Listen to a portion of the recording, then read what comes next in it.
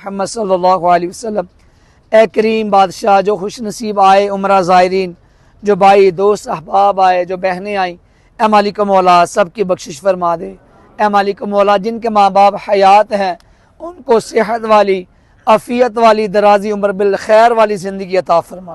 جن کے ماں باپ، بہن بھائی، ماموں پھپھو چچا جو بھی وفات پا گئے، مالک مولا تیری رحمت کے حوالے ہیں، ان کی بے حساب بخشش فرما دے۔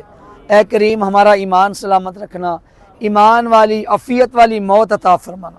مسلمان کی سب سے قیمتی چیز ایمان ہے۔ اے کریم ہم سے راضی ہو جا، زوال نعمت سے بچا لے، نعمتوں کے پھر جانے سے بچا لے۔ اے کریم جو بیمار آئے ہیں ان کے مددگار، دعاؤں کے لیے معاون بن کے آئے، ہمارے تمام مریضوں کو اچھا کر دے۔